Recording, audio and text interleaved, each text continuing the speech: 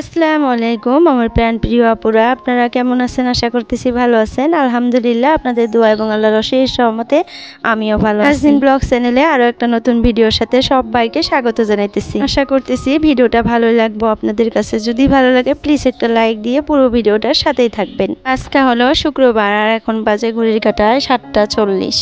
এখন থেকে আপনাদের সাথে নিয়ে ভিডিওটা শুরু করে দিলাম।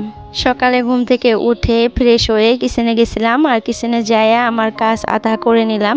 তারপরে দেখলাম যে 7:40 বেজে গেছে, কারণ আমার ছেলেকে এখন রেডি করে দিতে হবে। আর আমার ছেলে কিন্তু 8টা মানে 10 মিনিট আগেই স্কুলে পৌঁছতে হয়। আর 8টা যদি পার করে যায় তাহলে দেখা যায় যে গেটটা বন্ধ করে দেয় আর স্কুলে ঢুকতে দেয় না। তো যার জন্য আমি তাড়াহুড়া করে 8টা আগেই আর কি আমার ছেলেকে রেডি সেডি করে স্কুলে পাঠিয়ে দিই। আমার কাজগুলো রেখে দিয়ে তারপরে ওকে আগে রেডি করে দেই, তারপরে ও যখন স্কুলে চলে যায় তখন কিন্তু আর বাকি কাজগুলো আমি করে নিই। তো আমি ফার্স্টে কিচেনে এসেই কিন্তু আমার ছেলের জন্য ভাত বসিয়ে দেই আর একটা গ্যাসের মধ্যে পানি গরম দিয়ে দেই। সেই পানিটা দিয়ে আমি রুটির আটাটা ছেনে নেই, আর ভাতগুলো হয়ে গেলে আমার ছেলেকে কিন্তু আমি খাওয়ার জন্য দিয়ে দিই। তো সকালে উঠেই কিন্তু তাকে খাইতে দিয়ে দিছিলাম, 7টার সময় তাকে খাইতে দিই প্রত্যেক দিন। তো তার খাবার দাবার হয়ে যাওয়ার পর আমি কিন্তু তাকে ড্রেস ট্রেস পরিয়ে রেডি করে দিয়ে আসলাম।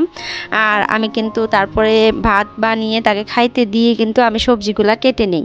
আর সবজি কেটে কিন্তু আমি সবজি আজকে বসিয়ে দিছি। আর আজকে আমি সবজি রান্না করতেছি হলো মাছ দিয়ে, বেগুন, আলু, টমেটো, তারপরে ডাঙা, এগুলা সব কিছু সবজি দিয়ে মাছ দিয়ে রান্না করতেছি। তো কালকে মাছ আনছিল যে সেই মাছই কালকে একটু রান্না করছিলাম আর একটু রেখে দিছিলাম, সেটুকু দিয়ে আজকে রান্না করতেছি। তো এইদিকে মেশিনে কাপড়গুলো ছিল, সেই কাপড়গুলোও কিন্তু বের করে রেখে দিলাম, এখনই দিব না, শুকিয়ে একটু পরে দিব, যেহেতু এখন আমার কিচেনে অনেকগুলো কাজ আছে। তো এখন কাপড় শুকাইতে দিতে পারবো না, আগে কাজগুলো কমপ্লিট করে নেই। জাস্ট খালি আমার ছেলেকে কিন্তু আমি রেডি করে দিয়ে আসছি, এখন তার টিফিনটা রেডি করে দিতেছি। তো রুটি বানিয়ে নিচ্ছি আমি কিন্তু আমাদের সবার জন্য। তো তার মধ্যে থেকে কিন্তু একটা রুটি নিয়ে আমার ছেলের টিফিন রেডি করে দিতেছি, তার মানে এগ রোলের মতো করে দিতেছি। এটা খাইতে কিন্তু তার খুবই সুবিধা হয়, তো যার জন্য তো এদিকে তার টিফিনটা রেডি করে দিতেছি। আর এদিকে সবজিটাও কিন্তু আমার হয়ে যেতেছে। আমি যেহেতু দুইটা করে কাজ একসাথে করি, আপনারা হয়তো দেখেনি আমার ভিডিওতে, আমি কিন্তু একটা কাজ নিয়ে বসে থাকি না, তার জন্য কিন্তু আমার কাজগুলো খুব তাড়াহুড়া করে হয়ে যায়, মানে কম সময়ের মধ্যে কাজগুলো হয়ে যায়। আর সকালে উঠেই কিন্তু আমি প্রায় 9টার ওইদিকেই কিন্তু আমার সংসারের সব কাজ করে ফেলি। তারপরে যে কাজগুলো থাকে ওগুলা হলো মানে টুকিটাকি কাজ, ওগুলা কিন্তু মানে করা যায় আর কি। যেমন ধরেন যে কাপড়গুলো শুকিয়ে গেলে কাপড়গুলো তুলে এনে ভাঁজ করতে হয়। তারপরে আমি গোসল করার আগে কিন্তু ভাতটা বানিয়ে নিই। সবজিটা যেহেতু সকালে উঠেই বানাই, ভাতটা কিন্তু বানাই না, ভাতটা খাওয়ার প্রায় আধা ঘন্টা আগে বানিয়ে নেই। আর মেয়ের খিচুড়ি তখন বানিয়ে নেই, তারপরে বানিয়ে টেনে ধুয়ে আমি কিন্তু গোসল করে আসি, মেয়েকে গোসল করাই। তো যাই হোক, এদিকে কিন্তু আমার ছেলের টিফিনগুলো রেডি করে ব্যাগের মধ্যে ভরে দিলাম, আর তার কিতাবগুলাও ব্যাগের মধ্যে ভরে দিলাম। আর আমার ছেলে কিন্তু বলতেছে বারবার যে মা আমার নেলগুলা কেটে দাও, না হলে মিস চেক করবে, চেক করতে যদি দেখে আমার নেলগুলো একটু বড় হয়ে গেছে তাহলে কিন্তু আমাকে মারবে। তো ওইদিকে কিন্তু আমি সবজি বসিয়ে দিছি, তারপরে ভাবলাম যে না, তাড়াহুড়া করে আগে নেলগুলা কেটে দেই, যেহেতু সময় হয়ে গেছে আর প্রায় 15 মিনিটের মতো তাই আগে তার নেলগুলা কেটে দিলাম। তো নেল টেল কেটে দিয়ে দেখেন এই পাশে আমি কাপড়গুলো ভাঁজ করে নিতেছি। আর এদিকে আমার হাজবেন্ড কিন্তু ফ্রেশ হওয়ার জন্য বাথরুমে চলে গেছে, সেও কিন্তু উঠে পড়ছে, আমার মেয়েও উঠে পড়ছে। আর ওদিকে কিন্তু আমার সবজিটা হয়ে গেছে, আমি নামিয়ে নিছি অফ ক্যামেরাই, আপনাদের সাথে সেটা শেয়ার করতে পারলাম না। আর মাছটা যেহেতু খুবই ভালো ছিল, কালকার সবজিটাও খেতে খুবই টেস্টি লাগছে, আর আজকেরটাও খুবই ভালো হয়েছে। আর মাছ ভালো হলে কিন্তু সবজিটা এমনিতেই খাইতে ভালো লাগে, তাই না? তো যাই হোক, আজকে রাতে সবজি আছে, তার জন্য আমি কিন্তু রুটিগুলো সেঁকে নিতেছি। আর সবজি দিয়ে রুটি খাইলে আমি সেঁকেই বেশিরভাগ খাই, আর যদি চা দিয়ে খাই তাহলে দেখা যায় যে রিফাইন দিয়ে ভেজে খাই, না হলে বাটার দিয়ে ভেজে খাই। তো আজকে সেঁকে নিলাম, আর সেঁকা রুটি আর কি আমার হাজবেন্ড খাইতেও পছন্দ করে। মাঝে মধ্যে সবজি থাকে, মাঝে মধ্যে থাকে না, তার জন্য একটু মানে প্রবলেমই হয়ে যায়। তো আজকে সবজি আছে, তো ভাবলাম যে মানে সেঁকে নেই। তো রুটিগুলো সেঁকে নিয়ে এই পাশে কিন্তু আমার মেয়ের খাবারটাও আমি বসিয়ে দিলাম। সাগুদানা বানাবো আজকাও, আমার মেয়েকে কিন্তু আমি সকালে সাগুদানা দেই, দুপুরে খিচুড়ি দেই, না হলে ডালিয়া দেই, ডালিয়ার সাথে 2-3টা সবজি দেই, ডাল দেই। তো দুপুরে সেটা খায়, আবার বিকেলে দেখা যায় যে বিস্কুট খিলাই, মেরি বিস্কুট ভিজিয়ে খাওয়াই 3-4টা, যেহেতু বছর প্লাস হয়ে গেছে, তো এখন খাবারটা একটু অন্যরকম করে দিতে হয়। আর রাতেও কিন্তু আমি ডালিয়া দিই, মানে রাতে একটু হেভি খাবার দিই আর দুপুরে, আর সকালে ধরেন সুজি সাগুদানা এগুলাই দেই। তো বেশিরভাগই সাগুদানা দেওয়া হয়, তো সাগুদানাটা ভিজিয়ে দিলাম। আর সাগুদানাটা কিন্তু আগে একটু ভিজিয়ে রাখতে হয়, তা না হলে কিন্তু বানাইতে একটু কষ্ট হয়ে যায়, মানে টাইম বেশি লাগে। তো যার জন্য ভিজিয়ে রাখলাম। দেখেন আমার কিচেনের সব জিনিস কেমন লেতরা হয়ে গেছে। আমি কিন্তু প্রত্যেক দিন মুছি। রাতে কি হয়েছিল জানেন, আমাদের বাড়ির সামনে যে ভুট্টা বলে, কেউ কেউ ভুট্টা বলে, কেউ কেউ মাখই বলে, এখন তো মাখইয়ের সিজন, তো তারা মাখই শুকাই দিয়ে দিয়েছিল। আর সেই মাখই কিন্তু রাতে মানে ভাঙ্গাইছে, মানে গুঁড়া গুঁড়া না কি বলে ওগুলা, মাখইগুলো আর কি ইয়া করছে মেশিন দিয়ে। তো সেই ধুলিবালিগুলো না উড়ে এসে আমার কিচেনের সব জিনিসের মধ্যে পড়ে গেছে আর লেতরা হয়ে আছে। তাই আমি ভাবলাম যে ঝটপট করে এই জিনিসগুলো পরিষ্কার করে মুছে নেই। প্রত্যেক দিন কিন্তু মুছি, অত পরিষ্কার মানে অপরিষ্কার হয় না, তারপরে আজকে একটু অপরিষ্কার লাগলো বেশি। তো একটু ভালো করে মুছে নিলাম। আর ফিল্টারে পানি ছিল না, ফিল্টারে পানি দিয়ে দিলাম, যেহেতু ফিল্টারের পানি খাই তো সবসময় ফিল্টারে পানি দিয়ে রাখি। তো সময় পাইলেই আর কি আমি ফিল্টারে পানি দিয়ে দেই। তো ওইদিকে কিন্তু কিচেনের কাজ প্রায় কমপ্লিট হয়ে গেছে। আমার হাজব্যান্ড কিন্তু চাটা খেয়ে শপে চলে গেছে।